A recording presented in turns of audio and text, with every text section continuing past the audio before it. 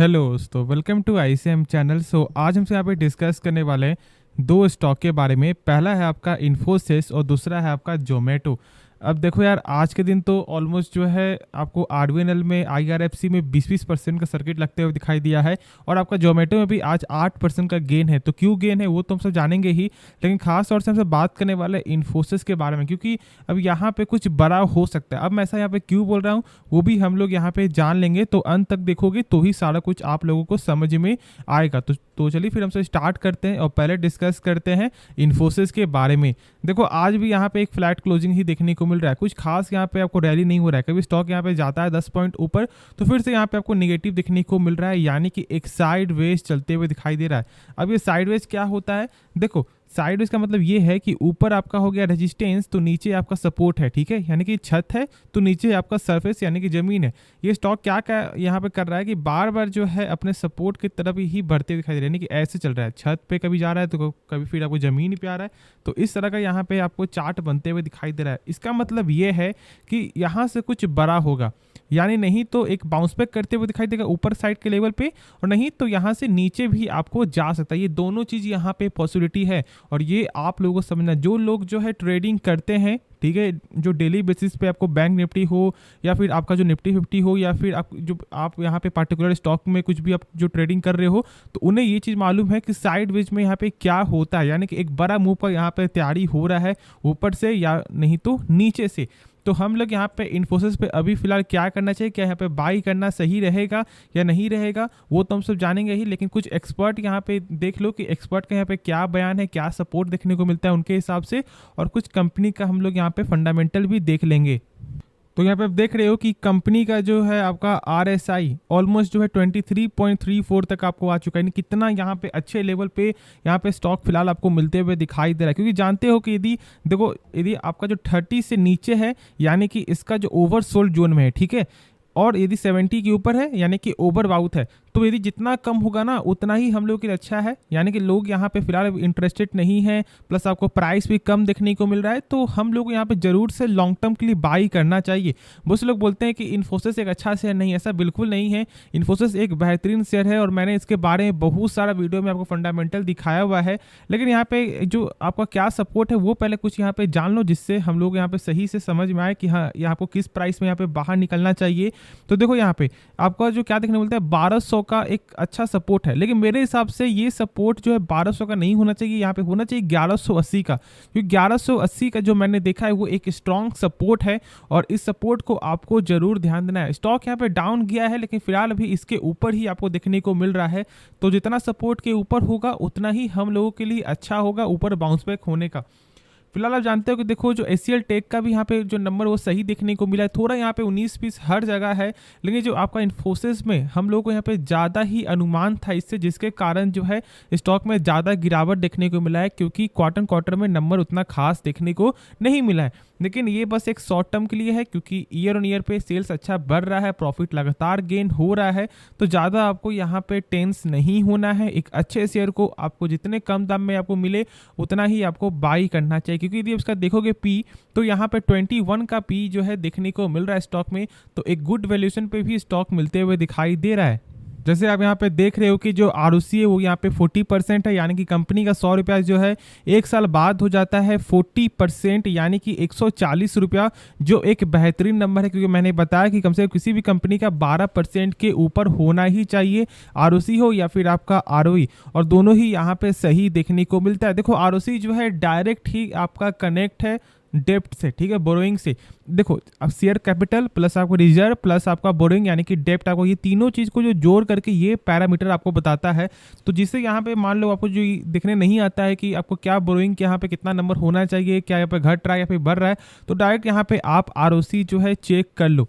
फिर हम लोग यहाँ पे आगे बढ़ेंगे तो देखो कंपनी के जो इस बार के जो सेल्स जो मैंने आपको बताया यहाँ पे, तो क्या देखने को मिलता है कि सेल्स तो यहाँ पे आपका बढ़ते हुए दिखाई दे रहे हैं, कि क्वार्टर में थोड़ा यहाँ पे कम आया था, जिसके वजह से इस तरह का यहाँ पे प्रेशर आपको देखने को मिला था। लेकिन मेन क्या होता है आपका ईयर ऑन ईयर, क्योंकि हम लोग यहाँ पे ये चेक करते हैं कि क्या सालाना आधार में कंपनी का सेल्स बढ़ रहा है, और आप देख सकते हो कि यहाँ पे पिछले ईयर का जो रिकॉर्ड आपको ब्रेकडाउन हो चुका है। तो फिर कहीं ना यहाँ पे डर नहीं होना चाहिए, कोई भी नाम नहीं होना चाहिए डर का। थोड़ा सा यहाँ पे गिरावट हो सकता है फॉर द शॉर्ट टर्म के लिए, लेकिन लॉन्ग टर्म में जानते हो कि आपका एआई का बिजनेस आपका प्लस जो है क्लाउड बिजनेस प्लस आपका जो आपका यहाँ पे डिजिटल बिजनेस सारा ही लॉन्ग टर्म का एक ग्रोथेबल यहाँ पे चांस है। बहुत सारे ब्रोकर जो यहाँ पे टारगेट दिखा रहे थे, जो मैंने आपको एक पूरा 10 ब्रोकर लगभग मैंने आपको लिस्ट दिखाया था, और लगभग जो सारे ब्रोकर का जो डाउन का जो टारगेट है ना वो 1200 के रेंज पे ही देखने को मिल रहा है। तो अभी फिलहाल इस स्टॉक रैली में ही जो भी प्राइस है वही प्राइस में देखने को मिला। बहुत से ब्रोकर जो टारगेट है ब्रोकर का वो यहाँ पे 1400 है प्लस, और कोई का तो यहाँ पे आपका ऑलमोस्ट जो 1600 भी है। तो वो जानते हैं कि ये जो स्टॉक का आपको कैपेबिलिटी रखता है कि फिर लगभग 2-3 मंथ में 4 मंथ में फिर से वही प्राइस में देखने को मिल सकता है। तो इसलिए मैंने आपको बोला यदि आप लॉन्ग टर्म पर्पस के लिए जरूर से यहाँ पे एड ऑन करना चाहिए। हर 15% करो, 20% करो, जैसे आपका यहाँ पे चाहे उस तरह का यहाँ पे आप कर सकते हो। तो चलो फिर हम लोग यहाँ पे नेक्स्ट स्टॉक के बारे में डिस्कस करते हैं। तो अब यहाँ पे बात करेंगे जोमेटो के बारे में। और देखो जोमेटो में आज के लिए दिन जो है लगभग 8% से ज़्यादा के यहाँ पे गेन आपको देखने को मिला था। देखो यहाँ पे सबसे पहले जो है एक ब्रोकर का यहाँ पे टारगेट भी है, वो पहले हम यहाँ पे देख लेते हैं, फिर हम लोग यहाँ पे आगे डिस्कस करते हैं कि क्या न्यूज़ था आज का। तो यहाँ पे आप देख रहे हो कि साफ तौर से यहाँ पे देखने को मिलता है कि मोतीलाल ओसवाल के द्वारा जो है आपका 70 रुपये का टारगेट है, प्लस साथ साथ आपको जो यहाँ पे सिटी बैंक का जो है वो भी यहाँ पे टारगेट आप उन्होंने दिया है।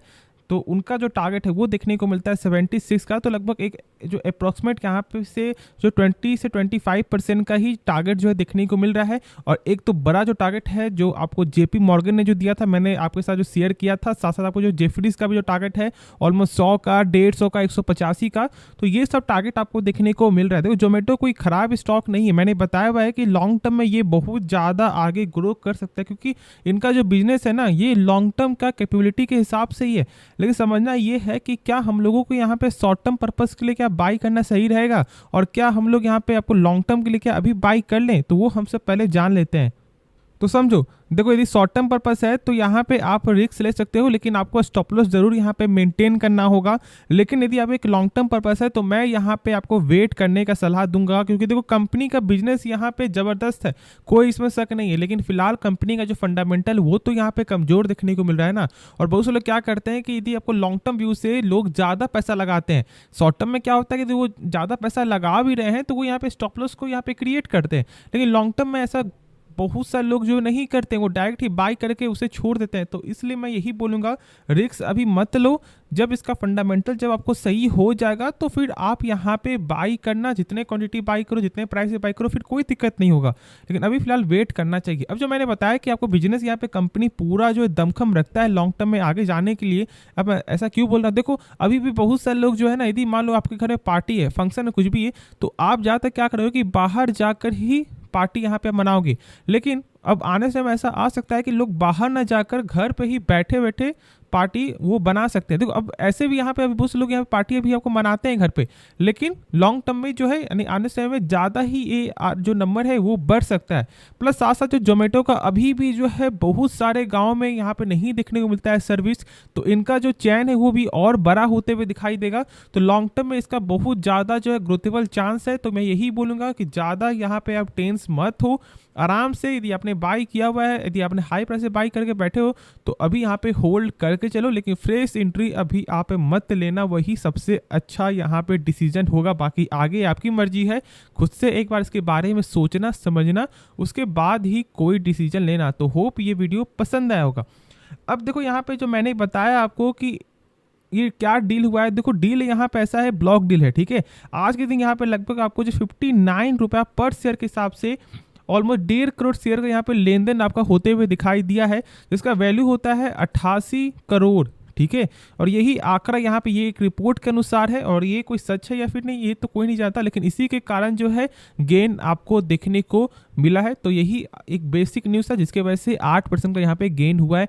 तो होप इस वीडियो में जो भी डाउट है वो यहाँ पे क्लियर हो गया, और क्या करना है क्या नहीं करना है वो भी आप लोगों को समझ में आ गया होगा।